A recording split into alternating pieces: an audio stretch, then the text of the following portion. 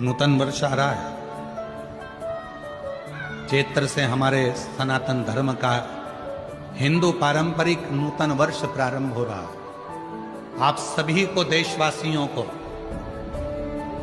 हमारे नूतन संवत्सर की, नूतन वर्ष की संपूर्ण देशवासियों को बहुत बहुत बधाई, गुड़ी पड़वा। नूतन वर्ष आ रहा है। ऐसे वर्ष आते भी रहते हैं, जाते भी रहते हैं, आते रहते हैं, जाते रहते हैं। कितने वर्ष ऐसे निकलते चले जा रहे हैं। हम हमेशा कहते हैं नूतन वर्ष आ रहा है। अपनी नूतन सोच तो लाओ, नूतन विचार तो लाओ, नूतन अपना परिश्रम तो करो, अपनी मेहनत तो करो, अपना परिश्रम अपनी नूतनता के साथ बढ़ो। तो हमारे के नवरात्रे हो, हर नवरात्रे में आप एक विशेष ध्यान रखें, प्रत्येक नवरात्रे में, कि हमें शंकर भगवान की शिवलिंग की पूजन करनी। और एक और बात समझ लें, दो शिवलिंग का निर्माण नहीं भी कर सकते हैं तो एक शिवलिंग का निर्माण करें और उस शिवलिंग के पास में ही एक छोटा सा मिट्टी का ढेला रखकर मां जगत जननी जगदम्बा का भी पूजन कर सकते। आपको नहीं बनाना दो शिवलिंग, तो एक शिवलिंग, एक मिट्टी का थोड़ा सा।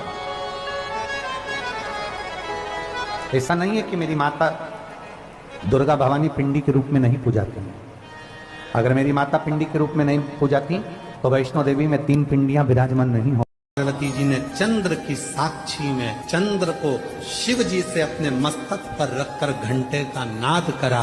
शिव जी ने मां पार्वती का नाम चंद्र घंटा रख दिया। उसी पल, उसी घड़ी, उसी क्षण शिव ने कहा, पार्वती आज तुमने पूरे कैलाश को सेट कर जमा कर उनका भरण पोषण किया है। जो तुम्हारे नाम का उच्चारण करेगा वो कितना भी बिखरा हुआ क्यों ना हो, हृदय से टूटा हुआ क्यों ना हो, उसकी दुकान, उसका व्यापार चाहे कितना भी बिखर गया हो, अगर प्रतिदिन एक दुर्वा वो चंद्र घंटा के नाम से अगर मुझे समर्पित करेगा तो उसका घर, परिवार, व्यापार मैं खुद सेट करते चले जाऊंगा, जमाते चले जाऊंगा। तो ये नाम कोई साधारण नाम नहीं है, चंद्र घंटा का। नवरात्रे में अगर माँ जगतजननी जगदम्बा का, अम्बा का दर्शन करने के लिए माता रानी के मंदिर तक जा रहे हो तो एक पुष्प की 9 पंखड़ियां जरूर लेकर जाओ, या 9 पुष्प लेकर। और वो भी नहीं कर सकते, अपने घर में मां जगत जननी को 9 चावल के दाने लाल चंदन में कर अर्पित करो। मां को रिझाओ, देवी को रिझाओ।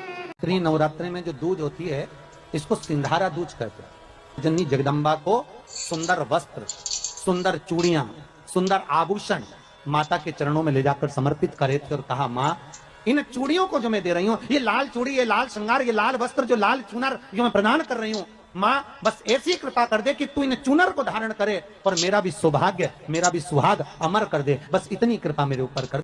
नवरात्रे में देवी जी की जो बाती लगाई जाती है वो लंबी लगाई जाती है, गोल नहीं। क्यों? क्योंकि जिससे माँ हम पर कृपा बनाकर रखे, हमारा वंश खूब बढ़े, हमारे यहाँ लक्ष्मी की वृद्धि हो। कलश के ऊपर जब जब श्रीफल रखाता है, नारियल रखाता है, तो उस पर 5 बार 7 बार मोली नहीं लपेटी जाएगी, तो 9 ही बार लपेटी जाएगी। 5 या 7 बार लपेटते हैं तो कहते हैं कि लक्ष्मी की छिन्नता होती।